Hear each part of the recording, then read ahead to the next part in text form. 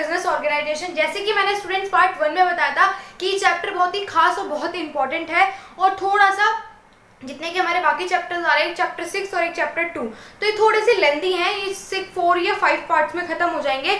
But tension लेने की कोई जरूरत नहीं है, क्योंकि अभी हमारा पार्ट 1 हो चुका है। पार्ट 1 का जो लिंक है वो मैंने इसके डिस्क्रिप्शन में डाल दिया है, जरूर देख ले स्टूडेंट्स, क्योंकि आप पार्ट प्रीवियस देखेंगे जब भी आपको पार्ट ये वाला समझ में आएगा। तो स्किप करे बिना आप इसको भी देखें, और इससे जो पिछला पार्ट है अगर आप गलती से इस पे आ गए तो पहले उसको देख ले, ठीक है। तो चलिए शुरू करते हैं आज का पार्ट 2। पार्ट 2 बहुत ही इंपॉर्टेंट होने वाला है स्टूडेंट्स, वो इसीलिए क्योंकि यहाँ पर कुछ मैंने टॉपिक्स जो स्टार्टिंग के जो इंपॉर्टेंट टॉपिक है वो उठाए हैं, क्योंकि सीरियल वाइज चलना है। जैसे कि हमने लास्ट पार्ट में बात करी, फॉर्म्स ऑफ बिजनेस ऑर्गेनाइजेशन कितने टाइप्स की होती है, 3 टाइप्स की होती हैं, public sector enterprises, private sector enterprises and joint sector enterprises. तो थोड़ा सा ऊपर से तीनों के मीनिंग बता दें फटाफट से, ताकि हम अगला जो हमारा पार्ट है बिना किसी देरी के शुरू कर पाए, क्योंकि बहुत इंपॉर्टेंट पार्ट है। तो अगर आप इसे छोड़ के गए हो या फिर आपने अभी तक देखा ही नहीं है ये पार्ट, तो इसे तो देख ही लें, क्योंकि ये बहुत ही खास है, क्योंकि इसमें से ज्यादातर चैप्टर आएगा, ठीक है। तो बात करते हैं उनके सेक्टर्स की। पहला है पब्लिक सेक्टर एंटरप्राइजेस, जहां पर मैनेज्ड, ओन्ड एंड कंट्रोल किया जाता है गवर्नमेंट के द्वारा, सब कुछ वहां पे गवर्नमेंट का होता है, यहाँ तक कि जो कंपनी या जो भी बिजनेस होता है वो भी गवर्नमेंट का होता है। तो वहां पे क्या है, पब्लिक, आपने देखा बहुत सारी कंपनी के पीछे पब्लिक लिमिटेड लगा होता है, तो वही होता है, ठीक है। फिर बात करते हैं प्राइवेट सेक्टर एंटरप्राइजेस की। प्राइवेट सेक्टर में क्या होता है कि जो भी ओनर होता है, जो भी कंट्रोल करता है, जो भी मैनेज करता है, वो एक इंडिविजुअल पर्सन होता है, सारे डिसीजन उसके होता है, प्रॉफिट एंड लॉस उसका होता है, और सब कुछ उसका होता है, ठीक है, बिजनेस भी उसका होता है। जॉइंट सेक्टर एंटरप्राइज की मैं बात करूं, जॉइंट सेक्टर एंटरप्राइज का मतलब होता है जहां पर 2 लोग या 2 कंपनीज आपस में हैंड मिला ले और वो एक कंपनी मिलके बनाए या एक बिजनेस मिलके बनाए, तो वो होता है हमारा जॉइंट, यानी कि आप एक तरीके से मान सकते हैं पार्टनरशिप में। पार्टनरशिप भी नहीं, क्योंकि पार्टनरशिप में तो जरूरी नहीं है ना कि कोई पहली बार बिजनेस कर रहा हो किसी के साथ। जॉइंट सेक्टर का मतलब है 2 बड़े-बड़े बिजनेस, या बड़े-बड़े भी छोड़ो, 2 बिजनेस आपस में हाथ मिला के एक बिजनेस बनाए। जैसे मारुति उद्योग आपने सुना होगा, मारुति सुजुकी, वो मारुति पहले अलग था, सुजुकी अलग था, तो दोनों ने मिलकर क्या बना लिया, मारुति सुजुकी। ये वो अलग कंट्री की कंपनी थी, वो अलग, सुजुकी जापान की थी और ये मारुति इंडिया की थी, दोनों ने मिलकर बनाया मारुति सुजुकी, ठीक है। तो ये हमारा इस तरीके का होता है जॉइंट सेक्टर एंटरप्राइजेस। अब बात करते हैं उनके भी पार्ट्स की। देखो मैंने बोला था 3 पार्ट बताए हैं आपको, पब्लिक, प्राइवेट, जॉइंट। तो पब्लिक के लिए इस चैप्टर में कुछ खास नहीं, सिर्फ पब्लिक की डिफाइनिंग दी हुई है। पब्लिक के लिए आपको चैप्टर 3 पढ़ना है, पूरा पब्लिक का है वो, उसका नाम ही पब्लिक से शुरू होता है, पब्लिक सेक्टर एंटरप्राइजेस, ठीक है। अब हम किस चैप्टर में क्या पढ़ेंगे, इस चैप्टर में हमें प्राइवेट के बारे में पढ़ना है, जॉइंट के बारे में पढ़ना है, जॉइंट के बारे में भी आगे उसके फीचर्स एंड डिमेरिट्स, और बाकी कुछ भी नहीं है जॉइंट के बारे में।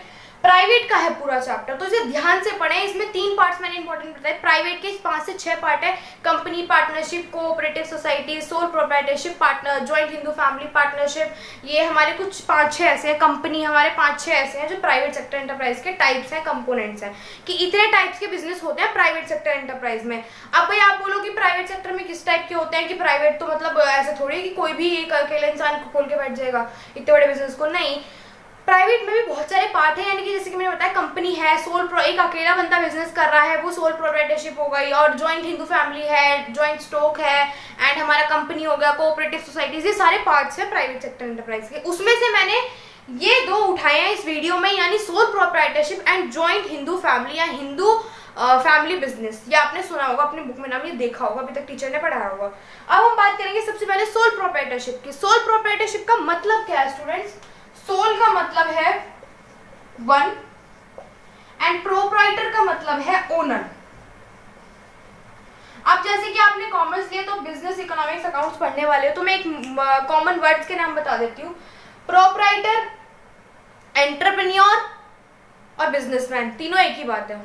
प्रोप्राइटर भी एक इंसान की बात हो रही है, बिजनेसमैन तो है ही बिजनेसमैन, एंड एंटरप्रेन्योर का मतलब भी बिजनेसमैन ही होता है, ठीक है स्टूडेंट्स। तो इसमें कंफ्यूज मत होना कि अलग अलग कभी नाम मिल जाए, तो बिल्कुल भी कंफ्यूज होने की जरूरत नहीं है, ये नाम तीनों एक ही हैं, ठीक है। मैंने आपको बता दिया, एंटरप्रेन्योर और हमारा ये प्रोप्राइटर एंड बिजनेसमैन तो होता है बिजनेसमैन है, ठीक है। तो ये तीनों का मतलब बिजनेसमैन है, जो इंसान बिजनेस करता है।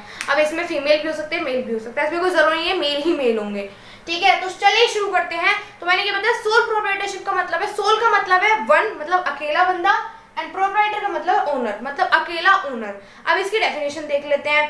ए business owned, control and managed by an individual person is known as sole proprietorship, ठीक है। सोल प्रोप्राइटरशिप का मतलब है, शिप का मतलब, प्रोप्राइटर होता तो अकेला बिजनेसमैन कहलाता, लेकिन प्रोप्राइटरशिप है। प्रोप्राइटरशिप का मतलब है कि अकेला बिजनेस, अकेला बंदा चलाता है अकेले बिजनेस को। ठीक है स्टूडेंट्स। अब जैसे उस बिजनेस में कैसा बिजनेस हो सकता है, आप छोटा सा शोरूम मान लीजिए, आपकी कॉलोनी में कोई होगा शोरूम, मॉल मान लीजिए, मॉल में भी ज्यादा बंदे होते नहीं, अगर छोटा मॉल है डिपेंड करता है उसके साइज पे, जितना, अगर आप ये सोच लीजिए, अजम्पशन लगा लीजिए कि अगर छोटा बिजनेस है तो वो सोल प्रोप्राइटर ही होगा ज्यादातर केसेस में। ठीक है, तो इसका मैंने आपको डेफिनेशन बता दी, इससे ज्यादा इससे बाहर कुछ नहीं आएगा, सिर्फ डेफिनेशन में इतना ही पता होना चाहिए। A business own, control and managed by an individual person is known as sole proprietorship. That's it. इसके आगे कुछ भी नहीं पढ़ना है, बिल्कुल कोई फैमिली मेंबर पता करने की कोई जरूरत नहीं है, क्योंकि इस बार जो टर्म 1 में एमसीक्यू आने हैं, तो कोशिश करो कि आप लोग टॉपिक में जो भी वर्ड या जो भी सेंटेंस है उसका मीनिंग क्लियर करने की कोशिश करो कि वो सेंटेंस या वर्ड कह क्या रहा है हमको यहाँ, बल्कि ये मत करो कि उसे रटने की या उसे याद करने की, उसे समझने की कोशिश करो कि एक्चुअल में टॉपिक में है क्या। अगर आपको टॉपिक की लाइन टू लाइन का मीनिंग पता होगा तो आप एमसीक्यू क्लियर कर लोगे, क्योंकि एमसीक्यू आप जैसे सोच रहे हो वैसे एमसीक्यू बिल्कुल भी नहीं आएंगे, एक आधा दे देंगे सिंपल सा, ये डेफिनेशन लिख देंगे, जैसे मान लीजिए business own, control and managed by is known as what, तो वो तो आप बता दोगे, लेकिन सिंपल कभी भी नहीं एमसीक्यू आएंगे, वो एक आधे नंबर के, वो रहम करके अगर 5-6 नंबर के डाल भी देंगे तो ये बहुत समझ लो, वरना जो ज्यादातर आएंगे वो एग्जांपल दे के आएंगे, और ट्रू फॉल्स भी आएंगे, ये नहीं कि सिर्फ आपको टिक मार्क आएंगे, एमसीक्यू भी, ट्रू फॉल्स भी आएंगे, मैचिंग भी आएगी और फिल इन द ब्लैंक्स भी आएगा, मतलब इस तरीके के मिक्सअप देंगे। ठीक है, तो ये था हमारा ये। तो कोशिश ये करें टॉपिक को ना समझें कि एक्चुअल में टॉपिक में बोला क्या है, और जो लाइन का मतलब समझ में नहीं आ रहा तो उसे तुरंत पता करो उस लाइन का मतलब। ठीक है, कि क्या पता वो टॉपिक की इंपॉर्टेंट लाइन हो, तो उसे क्लियर करने के लिए आपको कहीं जाने की जरूरत नहीं है। अगर हमारे चैनल के थ्रू आप पढ़ना चाह रहे हो तो आप हमें पर्सनली कांटेक्ट करके व्हाट्सएप पे हमें सेंड कर सकते हैं, तुरंत आपको रिप्लाई मिलेगा।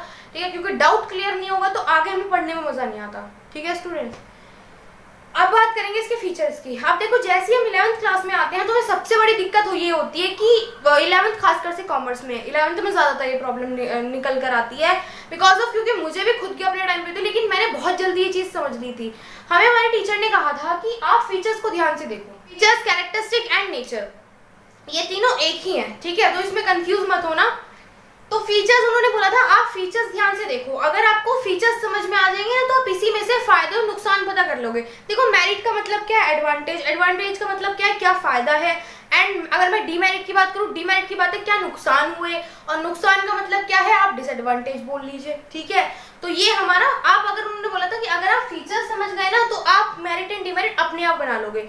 फिर मैंने एक दिन सेल्फ स्टडी करके देखा, मैंने कहा मुझे टॉपिक समझ में आ रहा है तो मैं क्यों ना खुद ही बना के देखूं, तो मैंने इन्हीं पॉइंट्स में से मेरिट एंड डीमेरिट बना दिया, अलग से लिखा नहीं, लेकिन हेडिंग टिक करके लिख दिया कि ये मेरिट है, और नीचे वाले टिक करके लिख दिया कि डीमेरिट है, फिर ये मेरिट है, ये मेरिट है, ये मेरिट है, ये डीमेरिट है, डीमेरिट है, डीमेरिट। तो मुझे इस तरीके समझ में आ रहा है, क्योंकि जब हमें टॉपिक समझ में आ गया तो हमें ये पता चल जाएगा कि अगर इस टॉपिक के मुताबिक देखो तो क्या क्या लॉसेज हैं इस पॉइंट में, और अगर फिर इस टॉपिक के मुकाबले जैसे मान लीजिए अकेला बंदा है तो अकेले बंदे के लिए क्या अपना फाइनेंशियल मैनेजमेंट इकट्ठा करना मुश्किल होगा या आसान होगा। अगर उसको अपने बिजनेस को बढ़ाना है तो उसके पास रिसोर्सेज की कमी होगी, उसके पास पैसे इतने नहीं होंगे। अगर स्टार्टिंग स्टेज की बात करो, उसे बड़ा बिजनेस स्टैब्लिश करना है तो उसके पास दिक्कत होगी पैसे की, तो उसके लिए क्या दिक्कत आ जाएगी, उसके लिए क्या हम पॉइंट बना सकते हैं इसमें से, सिंपल है।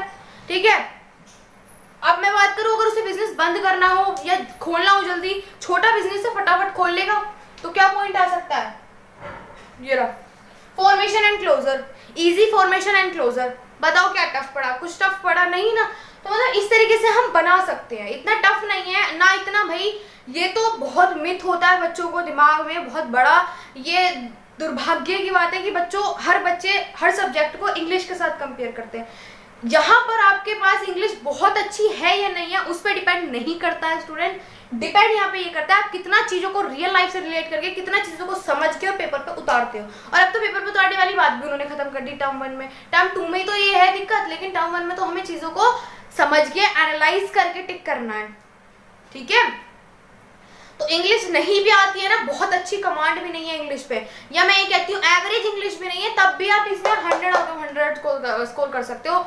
लेकिन कमिटमेंट सेकेंड चीज, एनालिटिकल पोजीशन अच्छी होनी चाहिए। ये नहीं है कि आप हमेशा से रट्टाफिकेशन वाले स्टूडेंट रहे, वो यहाँ पे सर्वाइव नहीं कर पाएगा स्टूडेंट्स, मैं सीधे बोल देती हूँ, सीधे ज्यादा से ज्यादा आप इकोनॉमिक्स में सर्वाइव कर सकते हो, और अब तो टर्म 1 के लिए तो वो भी पॉसिबल नहीं है, तो भूल जाओ कि आप कभी सर्वाइव कर पाओगे। ठीक है, तो ये रियलिटी है और ये समझ लीजिए टाइम से पहले। ठीक है, अभी शुरुआत ही है कॉमर्स की, तो मैं बात कर रही थी फीचर्स, तो हम एक एक करके फीचर्स पढ़ेंगे और उसमें से ही मैं आपको बता दूंगी कि वो डिमेरिट है मेरिट है, तो आपके लिए भी इजी हो जाएगा और आप इस चीज की आदत डाल लो। कहाँ तक मेरिट अलग से पढ़ोगे, कहाँ तक डिमेरिट अलग से पढ़ोगे, या कहाँ तक फीचर्स अलग से पढ़ोगे। 8-8 फीचर्स होते हैं, 6-6 7-7 मेरिट एंड डिमेरिट होते हैं। कहाँ तक पढ़ोगे, कहाँ तक दिमाग को घुमाओगे, नहीं तो फिर अपने लिए चीजें इजी कर लो ना अपने हिसाब से। ठीक है, तो चलिए शुरू करते हैं। पहला पॉइंट है हमारा सिंगल ओनरशिप। सिंगल ओनरशिप का मतलब क्या है, यहाँ पे ओनरशिप का मतलब क्या है, एक ओनर होना। ओनरशिप का मतलब एक वो बोलते हैं ना ओनर की पदवी। तो यहाँ पर सिंगल ओनरशिप का मतलब है कि यहाँ पे एक अकेला ही ओनर है और अकेला ही वो पद्धति को लेगा, क्योंकि वो अकेला है, अकेले का बिजनेस है, सोल प्रोप्राइटरशिप है। तो यहाँ पे क्या है, ओनरशिप कैसी है, यहाँ पे ओनर कैसा है, सिंगल ओनर है, तो ओनरशिप भी कैसी हुई, single ownership. Individual risk bearing. भाई एक मुझे एक बात बताओ, अगर मैं बिजनेस का प्रॉफिट अकेले ले रही हूँ, मैं बिजनेस अकेले चला रही हूँ, मेरा पैसा मेरा उसमें अकेले का, किसी ने तो मैंने किसी से कुछ मांगा नहीं, अकेले का बिजनेस है, जगह मैंने अकेले ने खरीदी है, मैं चला उसे अकेले रही हूँ, डिसीजन मेकिंग में ले रही हूँ, प्रॉफिट यहाँ तक कि जो प्रॉफिट आ रहा है करोड़ों का लाखों का वो भी मैं अकेले ले रही हूँ, तो क्यों मैं रिस्क अकेले नहीं बियर करूंगी। इस रिस्क मैं किसी और के सर पे फोड़ के आऊंगी कि भाई मैंने प्रॉफिट लिया है, वो पूछेगा भाई प्रॉफिट में से तो मुझे क्या दे रहा है, मैं तो नहीं दे, तो मैं रिस्क क्यों बियर करूं, मेरा तो बिजनेस ही नहीं है, ना तो मेरा प्रॉपर्टी पे नाम है, ना मेरा बिजनेस के पेपर्स पे नाम है, ना मैं चलाता हूँ, ना मैं डिसीजन लेता हूँ, तो मैं रिस्क क्यों लूंगा।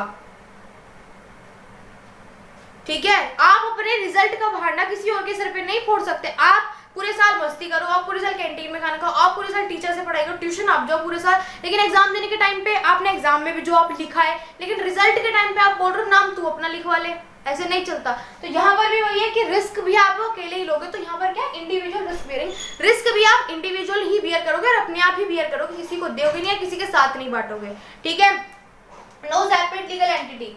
एंटिटी का मतलब है कि अपनी पहचान, जैसे आज मैं हूँ, ये चैनल का नाम है कॉमर्स कैप्सूल क्लासेस, तो ये चैनल की अपनी सेपरेट लीगल एंटिटी है, वो कॉमर्स कैप्सूल क्लासेस के नाम से जाना जाएगा, मेरे नाम से नहीं जाना जाएगा। लेकिन यहाँ पर ऐसा कुछ नहीं है, यहाँ पर बिजनेस और उसका ओनर दोनों को अलग अलग नहीं किया, दोनों को एक साथ रखा है according to companies act, according to हमारे जो बिजनेस के एक्ट बने हुए हैं, जो भी पेपर्स साइन होते हैं या पेपर्स बनते हैं, लीगल फॉर्मेलिटीज होती हैं, उसके अकॉर्डिंग एक सोल प्रोप्राइटरशिप बिजनेसमैन को उसके बिजनेस से अलग नहीं रखा गया है, या सोल प्रोप्राइटरशिप बिजनेस को उसके ओनर से अलग नहीं रखा गया है। मैं दोबारा रिपीट कर देती हूँ, अकॉर्डिंग टू लॉ, जो लॉ बने हुए हैं हमारे यहाँ पे बिजनेस को लेके, कंपनीज को लेके, उनमें ये लिखा गया है कि अगर कोई सोल प्रोप्राइटरशिप बिजनेस है तो उसको उसके ओनर से अलग नहीं माना गया है, या जो ओनर है सोल प्रोप्राइटरशिप का ओनर जो है उसे उसके सोल प्रोप्राइटरशिप बिजनेस से अलग नहीं माना गया। ये है इस पॉइंट में। ठीक है, तो इसको देख लीजिएगा, लाइन टू लाइन पढ़ लीजिएगा जो मैं पढ़ा रही हूँ। अगर आपने तुरंत बाद में, स्टूडेंट्स गारंटी 101% मेरे से 5% और एक्स्ट्रा लिखवा लो, अगर जो मैं यहाँ पे पढ़ा रही हूँ अगर उसे अपनी बुक में बुक तो होगी आपके पास, बुक में लाइन टू लाइन पढ़ लोगे ना, तो मैं कहती हूँ आपको रिवीजन की जरूरत नहीं पड़ेगी। रिवीजन की छोड़ो, आपको नोट्स भी छोड़ो, नोट्स की भी नहीं, मतलब आपको एक्स्ट्रा स्टडीज करने की जरूरत नहीं पड़ेगी। आप जितना यहाँ से या कहीं और से बराबर कमिटमेंट के साथ रेगुलर स्टडीज कर रहे हो, जितना आपको वहाँ पे पढ़ाया जा रहा है, तो एक्स्ट्रा स्टडीज की बिल्कुल जरूरत नहीं पड़ेगी। Unlimited liability. लाइबिलिटी कैसी होगी, अनलिमिटेड। लाइबिलिटी का मतलब तो पता चली क्या होगा, कर्ज, उधार या कर्जे में वो जो चीजें हैं, आपको नुकसान, डेप्ट, आप तो आपके ऊपर किसी का कर्जा है, नुकसान है आपके ऊपर, तो वो कैसी होगी आपकी अनलिमिटेड। अनलिमिटेड का मतलब देखो यहाँ पर क्या है, मान लीजिए बिजनेस चल रहा है, एकदम अनएक्सपेक्टेड लॉस हो गया, तो लॉस हो गया तो आपका ऐसा भी कंडीशन आ जाती है, यहाँ पर इस तरीके से बोला, ऐसे भी कंडीशन आ जाती है कि कई बार आपके बिजनेस के जो इक्विपमेंट है, एसेट्स है, वो भी कम पड़ जाते हैं। तो आपके यहाँ पे सिचुएशन क्या आती है, कभी कभी बिजनेसमैन को अपनी सोल, जो उसकी खुद की प्रॉपर्टी है, खुद के एसेट्स है, घर का टीवी हो गया, फ्रिज हो गया, मेज हो गई, कुर्सी हो गई, ये चीजें भी बेचनी पड़ जाती है उधार चुकाने के लिए, क्योंकि वो किसी और से नहीं मांग सकता, किसी और से नहीं बोल सकता कि तू फिलहाल अभी दे दे, मैं तुझे बाद में दे दूंगा, या तू मेरा पार्टनर है, क्योंकि पार्टनरशिप तो है ही नहीं, ना किसी के साथ बिजनेस है, अकेले का बिजनेस है। तो यहाँ पर लाइबिलिटी कैसी होगी, अनलिमिटेड। जितना भी लॉस हो, कई बार ऐसा हो जाएगा कि आप बिजनेस के इक्विपमेंट्स नहीं बचेंगे, तो इक्विपमेंट्स जब नहीं बचेंगे तो आपको अपने खुद के सोल, जो आपके खुद के पर्सनल एसेट्स है, वो भी अपने बेचने पड़ेंगे या फिर मॉर्गेज रखने पड़ेंगे। तो ये इस पॉइंट में था। लाइबिलिटी कैसी होगी, अनलिमिटेड, मतलब कम पड़ जाएगा बिजनेस का पैसा या बिजनेस के इक्विपमेंट, तो आपको अपने पर्सनल में से निकाल के देना पड़ेगा। यानी लिमिटेड लाइबिलिटी क्या है, अनलिमिटेड, चुकानी ही पड़ेगी और कितनी भी हो जाए। वन मैन कंट्रोल, कंट्रोल किसका है, एक अकेले इंसान का, क्योंकि सोल प्रोप्राइटरशिप है, सिंपल। फिर हम बात करेंगे लास्ट पॉइंट की, formation and closure. Formation and closure का मतलब है कि आपको जब बिजनेस शुरू करना है तो और कोई और फॉर्मेलिटी नहीं करनी, जब क्लोज करना है तो और कोई कुछ भी लीगल फॉर्मेलिटी नहीं करनी, बस एक नोटिस कर, मतलब जो भी है आपको वो करना पड़ेगा और बस बात खत्म हो गई। आपका जब मन करे, जिस टाइम मन करे, कैसे भी मन करे, आप उसे बना सकते हैं, खड़ा कर सकते हैं, खोल सकते हैं, और जब मन करे तब क्लोज कर सकते हैं। बात करें second last point, third last point की, डिसीजन मेकिंग। डिसीजन मेकिंग किसका होगा, अकेले इंसान का होगा। डिसीजन मेकिंग इजी हो जाएगा क्योंकि यहाँ पर उसे किसी से पूछना नहीं है, किसी को बताना नहीं है, किसी के टाइम बाउंडेशन नहीं है, उसका जो मन करेगा, जैसे मन करेगा, वो फटाफट वो डिसीजन लेके अपना काम शुरू कर देगा, बात खत्म। Lack of business continuity. Lack of business continuity का मतलब है कि मान लीजिए सोल प्रोप्राइटरशिप है, यानी यहाँ पे सोल बंदा है, वो अकेला, जैसे मान लीजिए मेरा बिजनेस है, मेरा बुटीक है, जस्ट एक एग्जाम्पल, मेरा बुटीक है, तो बाई चांस मैं जा रही हूँ, एक्सीडेंट हो जाए मेरा, अनएक्सपेक्टेड, एक्सीडेंट तो कभी एक्सपेक्टेड होता नहीं है, ना सर्टेन होता है कि होना ही होना है, तो हो गया मेरा एक्सीडेंट, तो उसके बाद मान लीजिए मैं अपनी बिजनेस को कंटिन्यू नहीं कर पाऊंगी, मैंने कोई असिस्टेंट भी नहीं रखा हुआ, मेरे घर से कोई बिजनेस को नहीं जानता कि इसका बिजनेस कैसा चलता है या कहाँ से इसके पैसे आते हैं, कहाँ से इसकी डिलीवरी होती है, तो उनको नहीं पता है, तो मैं अकेली हूँ, मेरा कोई पार्टनर भी नहीं, क्योंकि सोल प्रोप्राइटरशिप बिजनेस है, तो अकेली हूँ, तो मेरे लिए या मेरे बिजनेस के लिए आगे कंटिन्यू करना मुश्किल हो जाएगा, वो डेक्लाइन पे पहुंच जाएगा, वो डेड हो जाएगा, बिजनेस बंद हो जाएगा, क्योंकि मैं अकेले ही चलाने वाली हूँ, मुझे सबका पता है कि मुझे क्या कैसी चीजें कैसे करनी है, तो कोई और नहीं चला पाएगा, जबकि पार्टनरशिप भी नहीं है तो मेरा कोई पार्टनर चला ले, ऐसी भी कंडीशन नहीं है, तो बिजनेस के लिए कंटिन्यू करना कमी हो जाएगी, बिजनेस की कंटिन्यूटी में कमी आ जाएगी, यानी वो आगे चलना मुश्किल हो जाएगा, चलेगा भी तो ऐसे ही चलेगा, ठीक है। स्मॉल इन साइज, साइज में कैसा होता है, स्मॉल होता है, ठीक है, क्योंकि ज्यादातर केसेस में ऐसा नहीं, आप तो बोलोगे मॉल भी हो सकता है, मॉल भी हो सकता है, कुछ भी हो सकता है, लेकिन ज्यादातर 95% केस में ये छोटे बिजनेस होते हैं। अब देखो मैं इसमें से आपकी हेल्प कर देती हूँ कि आप इसमें से मैरिट एंड डीमेरिट कैसे पहचानोगे। मैरिट एंड डीमेरिट का देखो हम यहाँ पे क्या है, अगर मैं फायदे की बात करूँ, सिंगल ओनरशिप में से आप ऐसे कुछ खास मैरिट एंड डीमेरिट नहीं निकाल सकते। सिंगल ओनरशिप को आप मेरिट भी मान सकते हो और डीमेरिट भी मान सकते हो। जैसे स्टूडेंट्स, आपके मन में एक डाउट होगा कि आपने देखा होगा, आप बोल रहे होंगे कि कई बार हमने ऐसा देखा है कि जो मेरिट में पॉइंट है वो डीमेरिट में भी पॉइंट है, फीचर्स में भी पॉइंट है, ऐसा कई बार होता है, वो इसीलिए होता है स्टूडेंट्स, मैं इस पॉइंट के थ्रू बता देती हूँ। सिंगल ओनरशिप, जैसे इसी को ही मान लो, चलो या चलो इसको मान लो, स्मॉल इन साइज है ना, स्मॉल इन साइज। आप मुझे एक बात बताइए, आपके पास पैसे की थोड़ी सी कमी है, आप ज्यादा बड़ा बिजनेस नहीं स्टैब्लिश कर सकते, या ज्यादा बड़ा की छोड़ो, इतनी फैकल्टी नहीं दे सकते अपने बिजनेस में। मान लीजिए आपने बहुत बड़ा कोचिंग सेंटर स्टैब्लिश किया है, तो आप ज्यादा अच्छे टीचर नहीं रख पा सकते, आपको पढ़ाना नहीं आता, लेकिन आपने एज अ बिजनेस के तौर पे आपने उसको बनाया है या फिर स्टैब्लिश किया है, तो आप ज्यादा टीचर नहीं रख पाओगे। तो आपके यहाँ पर क्या हुआ, एक फायदा तो ये होगा कि स्मॉल बिजनेस है तो आपको कम इन्वेस्टमेंट चाहिए होगा, ये मेरिट हो गया। अब डीमेरिट कैसे, डीमेरिट ऐसे कि आपको ज्यादा पैसा कमाना है, आपको जल्दी करोड़पति, जल्दी अमीर बनना है, जल्दी सक्सेसफुल होना है, तो आपके लिए सबसे बड़ा डिसएडवांटेज है, क्योंकि आप क्या करें, आपके पास पैसे की थोड़ी सी कमी है, आपके पास फाइनेंस की थोड़ी सी कमी आ रही है, आप ज्यादा पैसे लगा नहीं सकते और आपके बिजनेस में कमी पड़ जाएगी, तो आपका छोटा बिजनेस शुरू हो पाएगा, तो एक तरीके से ये भी डीमेरिट हो गया। और जब छोटा बिजनेस होगा तो इतना एक्सपेंड भी नहीं कर पाएगा, वो ना आप कर पाओगे ना आपका बिजनेस एक्सपेंड कर पाएगा। वो बात अलग है, जब अर्निंग बाद में शुरू होने लगी तो अपने आप एक्सपेंड हो जाएगा, वो अपने आप कर लोगे आप। तो इस तरीके के पॉइंट हो जाते हैं कभी कभार, ठीक है, आप इसमें से छाट लेते हैं। तो ये मेरिट एंड डीमेरिट भी हो सकता है, तो हम इसको मेरिट एंड डी भी लगा सकते हैं, एम या डी। इंडिविजुअल रिस्क बियरिंग, ये डीमेरिट है स्टूडेंट्स, क्योंकि कई बार ऐसा होता है नहीं है हमारा लॉस झेलने का मिजान, लेकिन हमें झेलना पड़ेगा क्योंकि हमारा सोल प्रोप्राइटरशिप बिजनेस है। इस पॉइंट को छोड़ दीजिए, ऐसा कुछ भी नहीं है। अनलिमिटेड लायबिलिटी डीमेरिट हो गया। वन मैन कंट्रोल, ये मैरिट हो गया। वन मैन कंट्रोल यहाँ पे मतलब किसी की कोई इंटरफेरेंस नहीं है, तो हम फ्री हैं। फॉर्मेशन एंड क्लोज, ये मैरिट भी हो गया, ठीक है, मैरिट हो गया कि हमारे लिए इजी हो गया, जब हम चाहें जब खोल सकते हैं, जब चाहें जब बंद कर सकते हैं। डिसीजन मेकिंग, ये भी हमारा मैरिट हो गया कि डिसीजन मेकिंग हमारे लिए आसान हो जाएगी, जब चाहे हमें, अगर हमें फास्ट डिसीजन मेकिंग करना हो। पार्टनरशिप बिजनेस है, 6 पार्टनर है, तो बताइए डिफिकल्टी कितनी होगी, क्योंकि सबके पॉइंट ऑफ व्यू, सबके विचार अलग हैं हर चीज को लेकर। Lack of business continuity, lack of business continuity हमारा डीमेरिट बन जाएगा स्टूडेंट्स, क्योंकि बिजनेस कॉन्टिन्यूटी में कमी आ रही है, क्योंकि अकेले बंदे होने के कारण, अगर 2 होते तो एक की कोई प्रॉब्लम है तो एक संभाल लेता।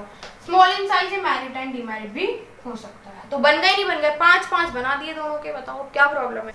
तो स्टूडेंट्स अब मिलेंगे नेक्स्ट पार्ट में, पार्ट 3 में जॉइंट हिंदू फैमिली के साथ, एंड हम उसमें पार्टनरशिप भी कवर करेंगे स्टूडेंट्स। तो आप लोग बने रहिएगा और बहुत ही इंपॉर्टेंट होने वाली है अगली वीडियो, और भी ज़्यादा इंपॉर्टेंट होने वाली है। तो मैं हमेशा कोशिश करती हूँ कि नई वीडियो में प्रीवियस वाली वीडियो का लिंक डाल दूँ, जिससे आप लोगों को कोई प्रॉब्लम ना हो ढूंढने में, ठीक है। और अब मिलेंगे नेक्स्ट वीडियो में। और एक इम्पॉर्टेंट इन्फॉर्मेशन स्टूडेंट, हमारे चैनल पे नोट्स एंड स्टडी मटेरियल की जो फैसिलिटी है वो फ्री ऑफ कॉस्ट अवेलेबल है। आपको efficient effective study material provide किया जाएगा ईयर के एंड में भी, एंड जब हमारे एग्जाम्स पास आएंगे, एंड उसके लिए तो स्पेशल प्रिपरेशन है ही स्टूडेंट्स। हमारे साथ जितने भी बच्चे जुड़े हुए हैं उनके लिए और आने वाले बच्चों के लिए भी। एंड अभी जो हमारे यहाँ पे नोट्स की फैसिलिटी तो फिलहाल अभी चल ही रही है, तो आप हमें कहीं से भी कांटेक्ट कर सकते हैं, व्हाट्सएप, इंस्टाग्राम एंड हमारी जीमेल से भी। तो मिलेंगे नेक्स्ट वीडियो में। चैनल को सब्सक्राइब करना ना भूले स्टूडेंट्स। सब्सक्राइब करने के बाद बेल आइकन क्लिक कर दे, ताकि अगला जो पार्ट आएगा सबसे पहले आपको मिले, और सबसे पहले भी नहीं छोड़ो तो आपके पास मिस ना हो आपसे, ठीक है। और कमेंट करके जरूर बताइएगा कोई डाउट रह गया हो, या फिर आपको वीडियो कैसी लगी वो जरूर बताइएगा, एंड लाइक करिएगा स्टूडेंट्स। तो हम मिलेंगे नेक्स्ट वीडियो में। Thank you for watching the video.